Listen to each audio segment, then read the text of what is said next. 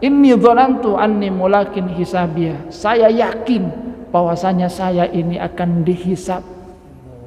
Keyakinan bahwasanya kita ini akan dihisab itulah yang membuat setiap kita orang-orang yang beriman kepada Allah Subhanahu wa taala melakukan perbuatan baik, melangkahkan kaki dari rumah karena yakin bahwasanya setiap langkah itu akan mendatangkan pahala di sisi Allah Subhanahu wa taala. Setiap langkah itu akan dinilai sebagai sedekah. Kaki kanan yang melangkah itu akan meninggikan derajat, kaki kiri yang melangkah itu akan menghapuskan dosa. Itu adalah keyakinan dari orang-orang yang beriman. Bangun di tengah malam walaupun mata ini masih mengantuk, akan tapi kemudian kita tahan, kita kemudian sujud menghadap Allah Subhanahu wa taala karena kita yakin bahwa apa yang kita lakukan itu akan dihisab di hadapan Allah Subhanahu wa taala, bahwa semua itu akan dicatat, balasan akan diberikan oleh Allah Subhanahu wa taala, dan Allah Subhanahu wa taala itu tidak akan pernah menyia-nyiakan balasan pahala bagi orang-orang yang berbuat baik. Walaupun tidak ada orang yang memuji, kita tahu bahwasanya Allah Subhanahu wa taala pasti akan membalasnya. Walaupun tidak ada orang yang tahu, tapi kita yakin bahwasanya Allah Subhanahu wa taala itu tahu setiap apa yang kita lakukan. La takhfa minkum khafiyah. Tidak ada sesuatu pun yang tersembunyi di hadapan Allah Subhanahu wa taala.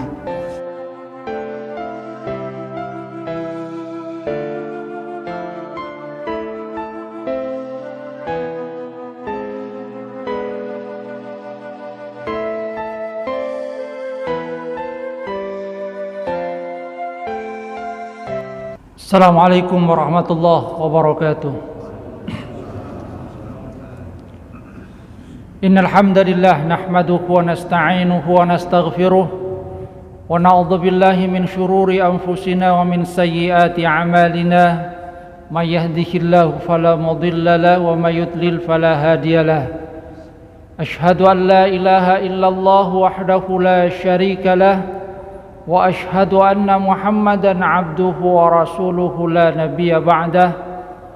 Allahumma salli ala Muhammad wa ala ali Muhammad kama sallaita ala ali Ibrahim wa barik ala Muhammad wa ala ali Muhammad kama barakta ala ali Ibrahim fil alamin innaka Hamidum Majid. Allahumma la ilma illa ma 'allamtana fa'allimna 'ilman yanfa'una wanfa'na bima 'allamtana. Rabbana atina min ladunka rahmatan wa hayyi' lana min amrina rasyada. Rabbi shrah li sadri wa yassir li amri wahlul 'uqdatam min lisani yafqahu qawli, amma ba'du. Hadirin jamaah pengajian rahimakumullah, kita lanjutkan kajian tafsir di surah Al-Haqqah. Setelah menceritakan tentang kaum yang mendustakan hari kiamat dan bagaimana kesudahan dari mereka, kemudian Allah Subhanahu wa taala menjelaskan tentang keadaan dari hari kiamat sebagaimana yang ditanyakan di awal surah. Al-haqqatu mal haqqa wa ma adraka mal haqqah. Allah Subhanahu wa taala kemudian menyatakan, a'udzubillahi minasyaitonir rajim. Fa idza nufikha fis suri nafkhatu wahidah wa humilatil ardu wal jibalu fadukkata dakkata wahidah fa yauma idzi waqa'atil waqi'ah. Fa idza nufikha fis sur, maka tatkala sangkakala itu sudah ditiup, nafkhatu wahidah, dengan satu tiupan. Pada saat itulah kemudian wahumilatil ardu wal jibalu fadukkata dakkata wahidah. Bumi dan gunung itu kemudian dibenturkan sehingga semuanya berantakan. Fa yauma idzi waqa'atil waqi'ah, maka pada saat itu terjadilah al-waqi'ah atau yang kita kenal dengan hari kiamat. Jadi kemudian Allah Subhanahu wa taala menggambarkan tentang kapan terjadinya kiamat, bagaimana keadaan pada hari kiamat. Hari kiamat terjadi manakala sangkakala itu ditiup. Apa sangkakala itu? Trompet. Sangkakala kalau kemudian kita lihat sungguhnya bukan seperti halnya trompet yang kita lihat itu, akan tetapi tanduk itu, qarnun yunfakhu fihi, tanduk yang tanduknya itu tentu saja sangat besar yang diciptakan oleh Allah Subhanahu wa taala, dan itu kemudian diberikan kepada malaikat Israfil. Dia yang kemudian menunggu perintah Allah Subhanahu wa taala, kapan Allah Subhanahu wa taala memerintahkannya untuk meniupkannya. Dengan sekali tiupan maka semua apa yang ada di alam ini akan hancur lebur. Dimana kalau kemudian kita lihat di dalam ayat berikutnya ini, Allah Subhanahu wa taala mengisyaratkan bahwasanya bumi dan gunung itu akan dibenturkan, sehingga gunung yang tadinya kokoh itu akan menjadi hancur lebur. Ada orang yang bertanya, kalau bangunan-bangunan biasa mungkin mereka yakini memang akan hancur, lebur, berantakan. Tapi bagaimana dengan gunung? Gunung yang sesungguhnya kalau kemudian kita lihat tampak kokoh, terdiri dari batu-batu, apakah juga akan hancur? Di dalam Al-Quran Allah Subhanahu wa ta'ala itu mengisyaratkan, wa yas'alunaka 'anil jibal Fakul yansifuha Rabbi nasfa. Mereka itu bertanya kepadamu tentang gunung-gunung itu, apakah gunung-gunung yang kokoh, yang tinggi menjulang itu juga akan hancur? Maka Allah Subhanahu wa taala menyatakan kepada Rasulullah sallallahu alaihi wasallam, katakanlah Tuhanku itu akan menjadikan gunung yang kokoh, yang tinggi, yang seperti itu akan hancur lebur. Jadi kemudian rata. Fayauma idzi waqa'atil waqi'ah, maka pada hari itulah terjadilah hari kiamat. Wa anshaqqatis samaa'u fahiya yauma idzi wahiyah. Pada saat itu kemudian langit terbelah. Jadi langit yang di dalam Al-Qur'an itu digambarkan sebagai sab'an syidadan, 7 lapis langit yang kuat itu. Maka pada hari itu terbelah, di mana Allah Subhanahu wa taala menyatakan fahiya yauma idzi wahiyah. Pada hari itu tidaklah seperti sebelumnya syidadan yang kuat, kokoh, tapi menjadi wahiyah, jadi lemah. Jadi pada hari itu langit yang dulunya keras, kokoh, kemudian menjadi lemah, terbelah. Wal malaku ala arja'iha, dan malaikat-malaikat itu ada di segenap penjuru dari langit, karena langitnya itu terbelah. Langit pada saat ini sungguhnya dihuni oleh para malaikat, di mana digambarkan bahwa di setiap jengkal langit itu ada malaikat yang senantiasa bersujud dan bertasbih kepada Allah Subhanahu wa taala. Nah, ketika langitnya terbelah, maka malaikat itu ada di berbagai penjuru itu. Wa yahmilu 'arsya rabbika fawqahum yauma idzin tsamaniyah. Nanti ada 8 malaikat yang akan membawa arsy Allah Subhanahu wa taala, di mana dikatakan bahwasanya di dalam riwayat ini Ibnu Katsir mengisyaratkan dari riwayat Rasulullah sallallahu alaihi wasallam tentang malaikat yang membawa arsy Allah Subhanahu wa taala. Ujung dari telinganya sampai lehernya itu burung kalau terbang membutuhkan waktu sab'u mi'ati amin, 700 tahun. Coba kita bayangkan Ini dari ujung telinga sampai lehernya saja. Burung itu kalau mau terbang itu butuh waktu 700 tahun. Yang menggambarkan bagaimana begitu besarnya malaikat. Jadi 8 malaikat yang membawa arsy dari Allah Subhanahu wa taala. Arsy itu adalah malaikat-malaikat yang sangat besar yang digambarkan di dalam ayat ini. Di dalam hadis ini Rasulullah SAW menggambarkannya bahwa ujung telinganya sampai lehernya saja burung itu kalau mau terbang butuh waktu 700 tahun. Bekjau sakuni 700 tahun, bukan hanya 70 tahun. Sabu'miyah amin 700 tahun. Makanya kemudian kita kalau mendengar apa yang pernah kita kaji, bagaimana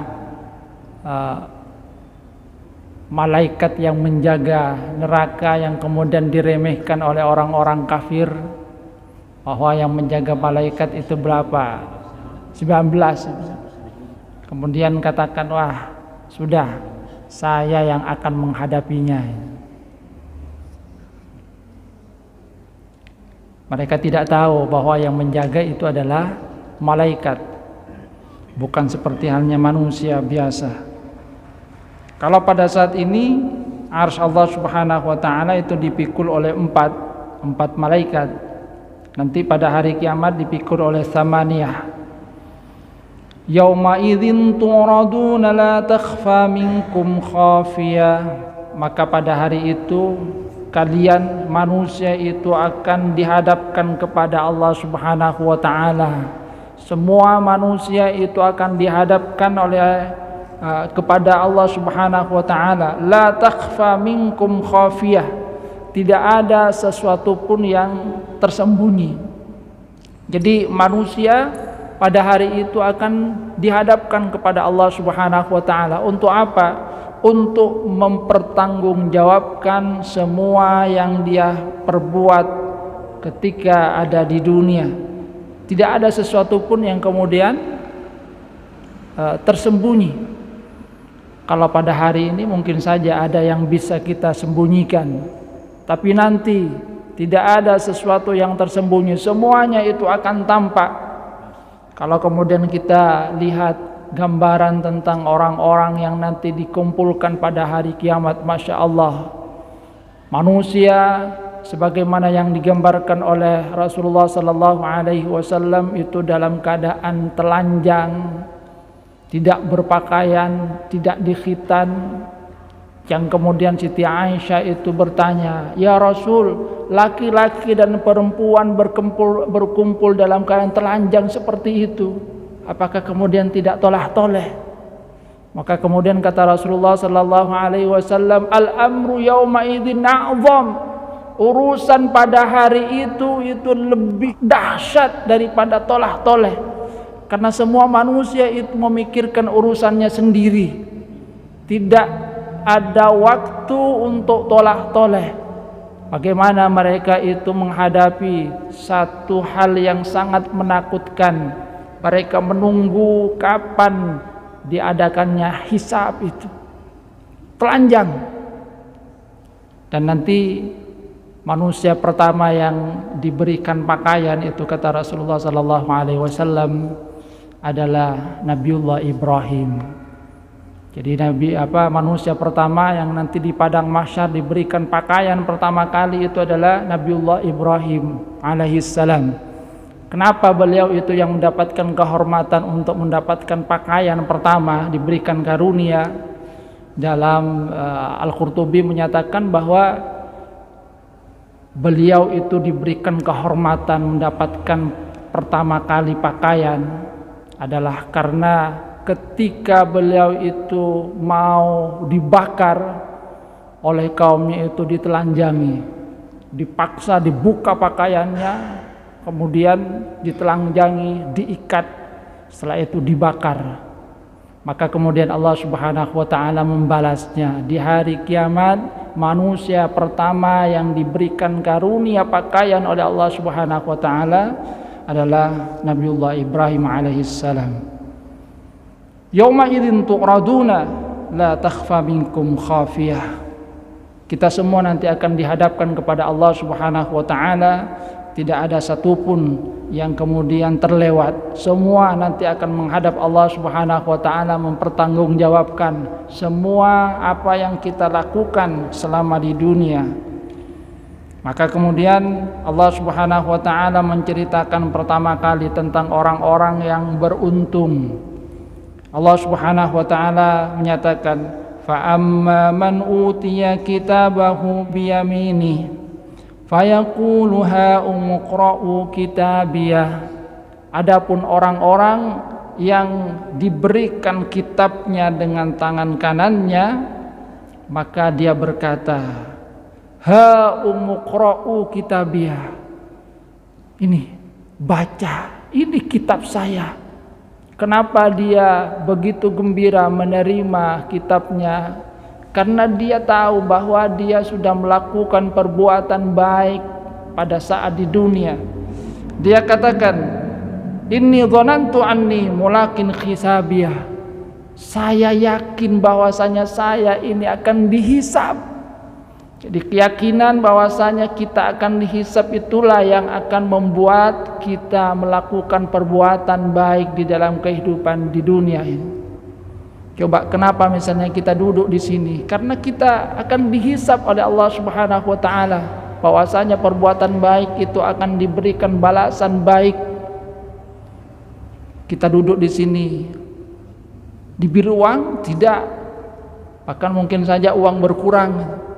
Akan tetapi kemudian kita yakin bahwa semua perbuatan baik kita akan diberikan balasan oleh Allah Subhanahu wa taala. Dia katakan, inni dzanantu anni mulakin hisabiyah. Saya yakin bahwasanya saya ini akan dihisab. Keyakinan bahwasanya kita ini akan dihisab itulah yang membuat setiap kita orang-orang yang beriman kepada Allah Subhanahu wa taala melakukan perbuatan baik, melangkahkan kaki dari rumah karena yakin bahwasanya setiap langkah itu akan mendatangkan pahala di sisi Allah Subhanahu wa taala. Setiap langkah itu akan dinilai sebagai sedekah. Kaki kanan yang melangkah itu akan meninggikan derajat, kaki kiri yang melangkah itu akan menghapuskan dosa. Itu adalah keyakinan dari orang-orang yang beriman. Bangun di tengah malam walaupun mata ini masih mengantuk, akan tapi kemudian kita tahan, kita kemudian sujud menghadap Allah Subhanahu wa taala karena kita yakin bahwa apa yang kita lakukan itu akan dihisab di hadapan Allah Subhanahu wa taala, bahwa semua itu akan dicatat, balasan akan diberikan oleh Allah Subhanahu wa taala, dan Allah Subhanahu wa taala itu tidak akan pernah menyia-nyiakan balasan pahala bagi orang-orang yang berbuat baik. Walaupun tidak ada orang yang memuji, kita tahu bahwasanya Allah Subhanahu wa taala pasti akan membalasnya. Walaupun tidak ada orang yang tahu, tapi kita yakin bahwasanya Allah Subhanahu wa taala itu tahu setiap apa yang kita lakukan. La takhfa minkum khafiyah. Tidak ada sesuatu pun yang tersembunyi di hadapan Allah Subhanahu wa taala. Kalau di dunia kita bisa menyembunyikan, akan tapi di akhirat tidak. Jadi orang yang menerima dengan tangan kanannya itu akan gembira. Dia kemudian katakan kepada orang yang ada di sekitarnya, ha umqra'u kitabiyah, ini kitab saya. Bangga karena dia menerima kitabnya dengan tangan kanan. Dia gembira karena dia yakin bahwasanya dia akan dihisab. Dia yakin ketika menerima dengan tangan kanan, Allah Subhanahu wa taala akan memberikan kepadanya kenikmatan. Maka memang kemudian Allah Subhanahu wa taala mengisyaratkan fa huwa fi 'aisyatir radiyah, bahwasanya dia itu ada di dalam kehidupan yang menyenangkan, radiyah, yang dia sangat rela. fi jannatin 'aliyah, di surga yang tinggi, qutufuha daniyah, yang buah-buahannya ketika mau dipetik itu dekat. Padahal di dalam riwayat misalnya itu digambarkan bahwa pohon-pohon di surga itu juga sesungguhnya tinggi itu. Ada sebuah pohon yang namanya tuba itu. Itu kalau mau dari bawah sampai ke atas itu naik onta itu sekitar perjalanan 70 tahun. Masih nggak ada. Tapi bagi orang-orang yang beriman, qutufuha daniyah, buah-buahannya itu mendekat sendiri. Jadi dekat. Beda dengan di dunia itu. Di dunia kita kalau mau ngambil buah itu harus yang ngalak kelo, apalagi tambah tinggi seperti itu. Ini buah-buahannya dekat, kita ngambil, dan itu kemudian adalah sesuatu yang menyenangkan bagi kita. Jadi mengambilnya sendiri langsung dari pohonnya, dan kita tidak perlu susah payah untuk memanjatnya. Kalau di dunia misalnya kita ingin kelapa itu harus naik dulu itu. Tak bisa ikotep pun nyior itu. Kalau mangga mungkin kita harus lempar itu, kui gala. Tapi kalau kelapa ada gala.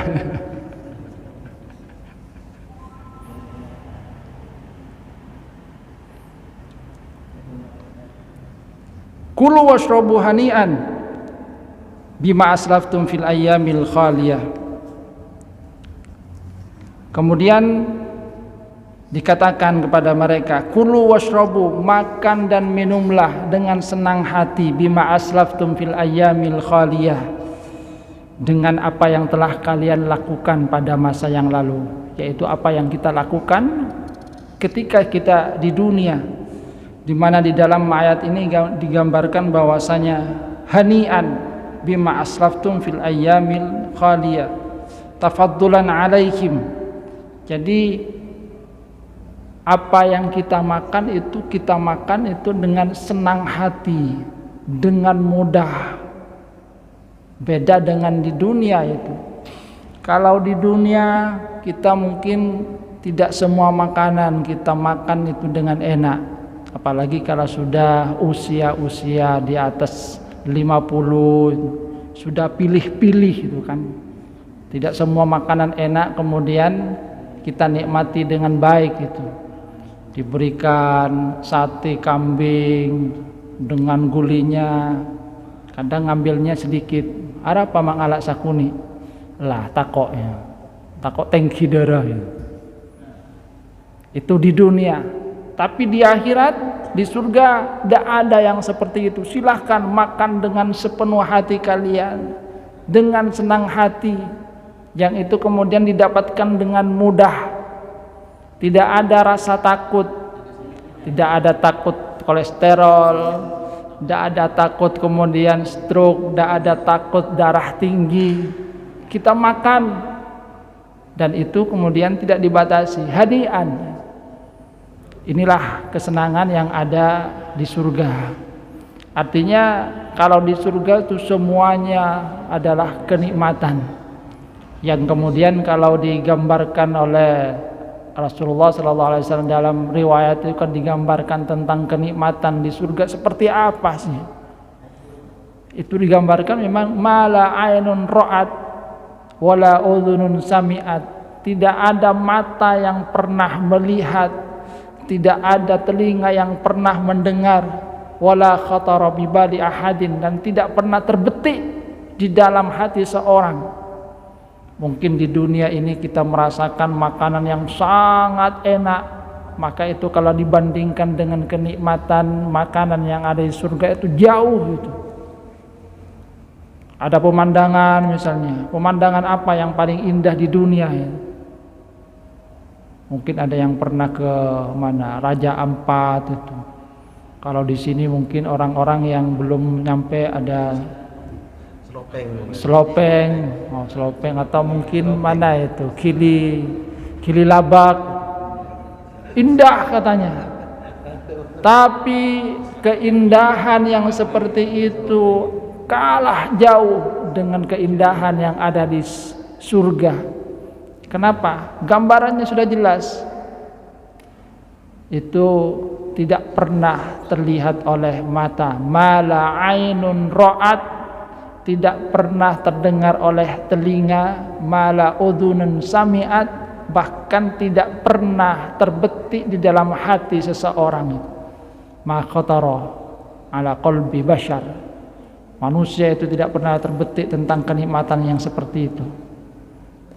Ini gambarannya saja yang kita lihat di dalam Al-Quran, akan tapi kenyataan yang sesungguhnya tidak ada yang pernah merasakannya. Nanti kita akan mendapatkannya, mudah-mudahan diberikan kenikmatan ini oleh Allah Subhanahu wa taala. Makanya sekali lagi hadiat, di mana kemudian Allah Subhanahu wa taala menyatakan bima asraftum fil ayyamil khaliyah. Itu semua itu karena apa yang telah kalian lakukan di dunia. Di dunia kita berlapar-lapar itu kan, dalam rangka mencari ridha Allah Subhanahu wa taala, maka di akhirat kita dibalas dengan makanan yang enak. Di dunia kita berhaus-haus, menahan haus karena Allah Subhanahu wa taala, maka kita akan diberikan balasan minuman yang segar. Di dunia kita bercapek-capek, maka di akhirat kita bersenang-senang. Itulah gambaran dari apa yang diberikan balasan oleh Allah Subhanahu wa taala. Makanya kalau kata para ulama bahwasanya al-ajru itu biqadri ta'ab juga. Yang namanya balasan itu salah satunya adalah sesuai dengan kadar kecapean. Semakin capek maka akan semakin besar juga pahala yang akan diberikan oleh Allah Subhanahu wa taala. Ketika kita berpuasa, di situ kemudian ada rasa lapar, ada dahaga, maka itu akan dibalas oleh Allah Subhanahu wa taala. Kulu washrabu, silahkan sekarang kalian makan, kalian minum dengan penuh senang hati, tidak usah susah-susah. Semua itu karena kalian telah melakukan kebaikan ketika di dunia. Itu tentang orang-orang yang diberikan oleh Allah Subhanahu wa taala balasan.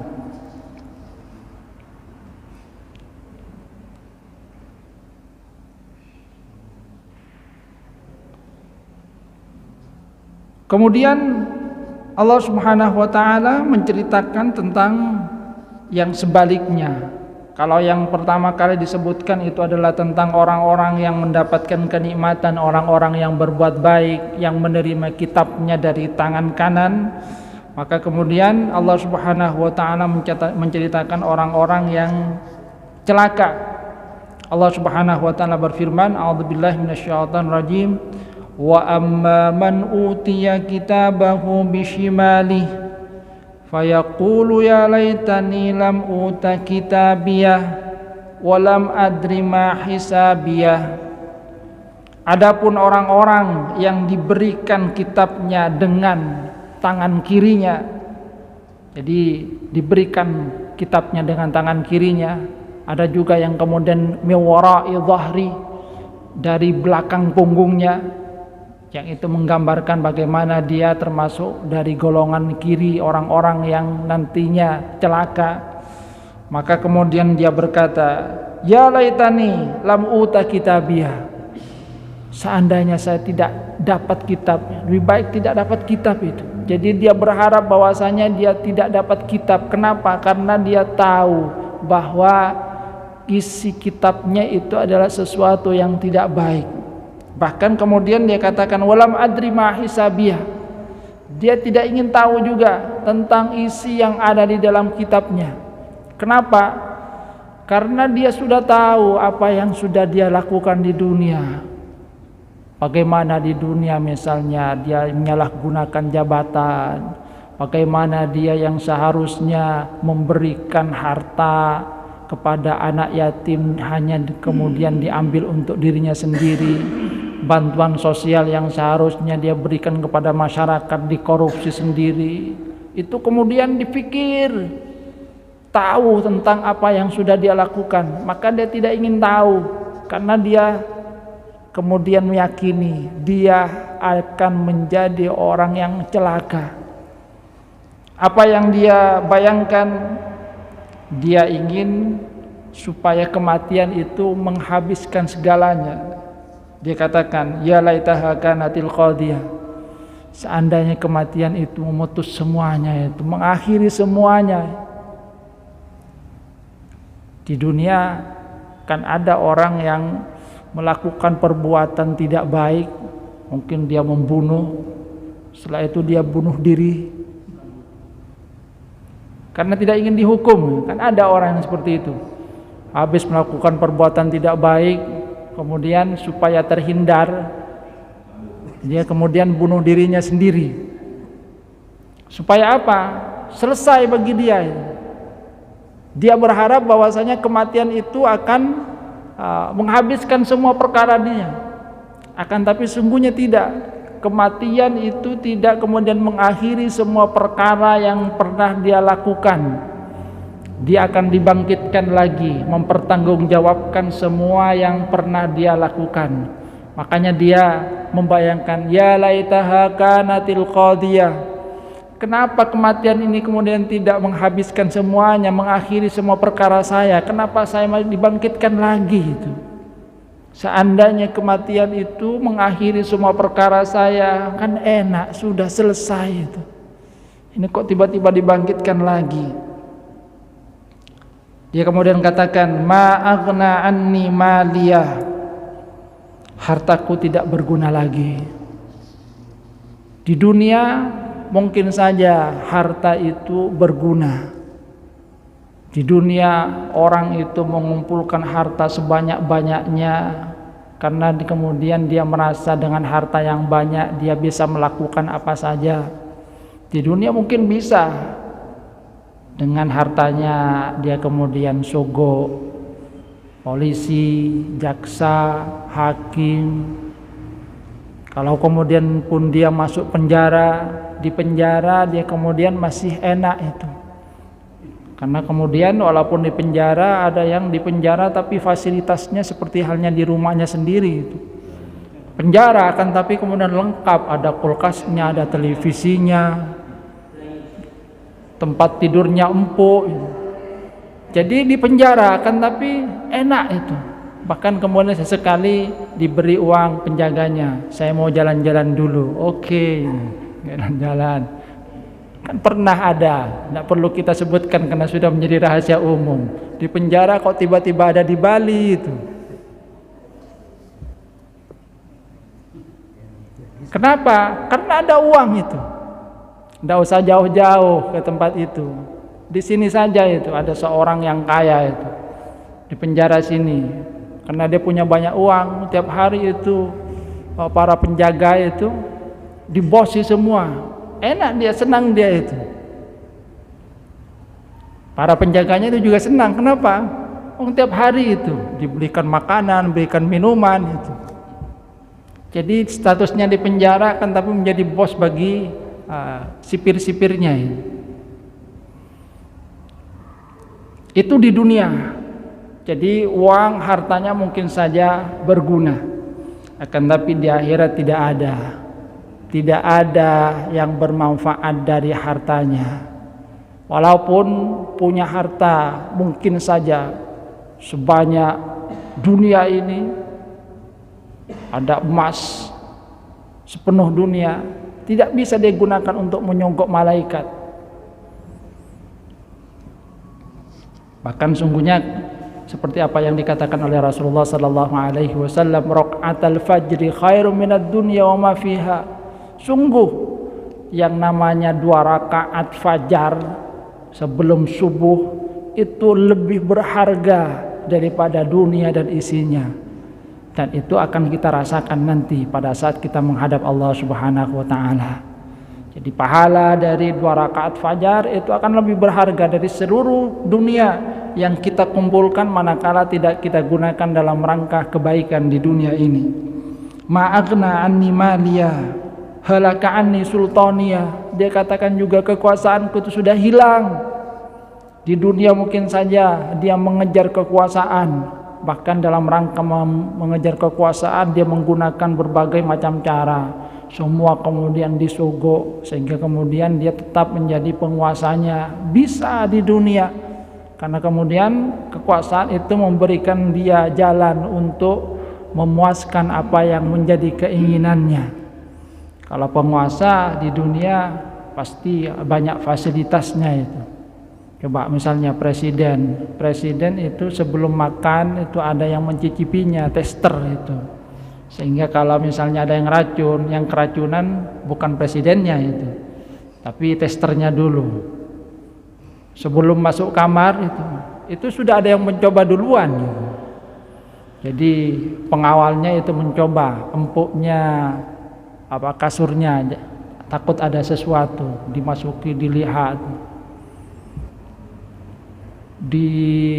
Diperiksa semuanya. Kalau sudah benar-benar aman, baru kemudian presidennya atau wapresnya itu boleh masuk. Itu di dunia. Tapi di akhirat tidak ada lagi yang seperti itu, tidak berguna kekuasaan. Karena yang berguna itu adalah apa yang kita lakukan dalam rangka mengharap ridha Allah Subhanahu wa taala. Ma aghna anni maliya halaka anni sultaniya. Kemudian apa yang terjadi kepada dirinya ketika kekuasaan itu kemudian sudah menghilang, Allah Subhanahu wa taala menyatakan khuduhu faqulluh. Pegang dia, tangkap dia, kerangkeng. Jadi kemudian belenggu dia, faqulluh. Tsummal jahima sallu, masukkan dia ke neraka.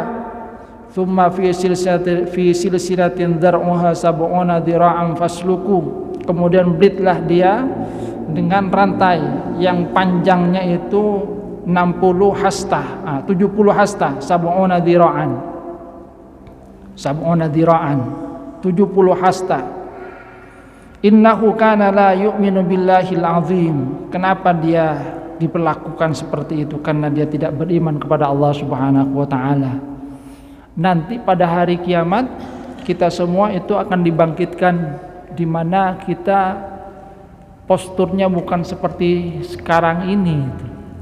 Kalau orang-orang yang masuk ke dalam surga itu digambarkan bahwasanya tingginya itu adalah sab'una dhira', jadi 70 hasta. Jadi 70 hasta kita itu. Umurnya itu ya sekitar 33 tahun. Makanya kan ada seorang nenek itu bertanya kepada Rasulullah sallallahu alaihi wasallam, "Ya Rasul, saya sudah melakukan amal soleh itu. Apakah nenek-nenek seperti saya ini bisa masuk surga?" Maka kata Rasulullah, "Nenek tidak ada yang masuk surga." Nangis dia itu. "Ya Rasul, saya sudah berbuat amal baik itu, masa saya tidak bisa masuk surga?" Maka kemudian kata Rasulullah sallallahu alaihi wasallam, "Wahai nenek, nanti kalau kamu masuk surga tidak lagi menjadi nenek-nenek, kembali lagi menjadi muda sekitar umur 33 tahunan itu. Jadi muda lagi, segar lagi." Jadi innahu kana la yu'minu billahil azim wa la yahuddu ala ta'amil miskin, karena tidak beriman kepada Allah dan juga tidak mau untuk mendorong orang lain memberi makan kepada orang miskin. Pelit. Maka kemudian berhati-hatilah kita dari sifat pelit, karena Rasulullah sallallahu alaihi wasallam itu juga mengisyaratkan la yajtami'u imanun wa syuhun fi jawfi 'abdin. Tidak akan berkumpul iman dan kekikiran pada diri seorang hamba. Artinya kalau seorang itu beriman, maka dia akan terhindar dari kekikiran, rasa pelit, sifat pelit. Tapi semakin tinggi rasa pelitnya, sifat kikirnya, maka semakin menipis keimanannya. Semakin tinggi keimanannya, sifat kikirnya itu akan semakin kecil. La yajtami'u imanun wa syuhun fi jawfi 'abdin. Gambarannya di sini adalah wala yahuddu ala ta'amil miskin. Falaysa lahul yawma hahuna hamim Dan pada hari itu tidak ada teman dekat bagi dirinya. Di dunia mungkin ada teman yang bisa membantu. Kita kesulitan, kita tanya kepada seorang yang menjadi teman dekat. Bro, saya butuh uang, bisa bantu saya. Saya kesulitan, bisa bantu saya. Bisa di dunia, tapi di akhirat tidak ada. Tapi kalau Allah Subhanahu wa taala menggambarkan, Allah Subhanahu wa taala menyatakan itu kan, al-akhillau yawma idzin ba'dukum li ba'din aduwwin illal muttaqun. Jadi pada hari itu al-akhilla ba'dukum, sebagian dengan yang lainnya itu akan menjadi musuh, illal muttaqun, kecuali orang-orang yang bertakwa. Wala tu'amun illa bin ghislin la ya'kuluhu illal khati'un. Apakah mereka tidak diberi makan dan minum? Mereka diberi makan juga, diberi minuman juga, tapi berbeda dengan apa yang diterima oleh penduduk surga. Kalau penduduk surga tadi ya'kuluhu apa? Kulu washrabu kulu washrabu hani'an. Kulu washrabu hani'an bima aslaftum fil ayyamil khaliyah. Makan minum dengan penuh senang hati, silahkan waktu itu. Tapi bagi orang-orang kafir, kalau kemudian makanannya itu mindari di dalam Al-Quran itu, di dalam surat Al-Ghasyiyah, yang penuh dengan duri. Coba kita ini misalnya makan ada tulang, taselket di sini sedikit itu, sakit. Apalagi ini makanan yang berduri. Min dari, sedangkan minumannya adalah min ghislin, darah yang bercampur dengan nanah. Jadi itulah gambaran bagi orang-orang yang celaka, yang di dunia mereka memuaskan hawa nafsunya, memperturutkan harta, yang mengejar harta, mengejar jabatan dengan sepenuh hati karena menyangka bahwa itulah kesenangan yang abadi. Tapi ketika mereka mendapatkan kenyataan, mereka kemudian tahu bahwa apa yang mereka lakukan di dunia sesungguhnya adalah sesuatu yang tidak berharga nantinya di akhirat. Ma aghna anni maliya, hartaku tidak berguna lagi. Halaka anni sultaniya, kekuasaanku sudah hilang, tidak ada yang bisa membantu. Maka kemudian semua itu sesungguhnya adalah peringatan dari Allah Subhanahu wa taala. Allah itu sudah memberikan peringatan hari kiamat ini ada dua golongan, ada yang suada, ada yang bahagia yang mendapatkan kitab dengan tangan kanannya, tapi ada yang asyqiya, yang celaka yang mendapatkan kitab dengan tangan kirinya. Suasananya berbeda, makanannya juga berbeda, kehidupan mereka berbeda.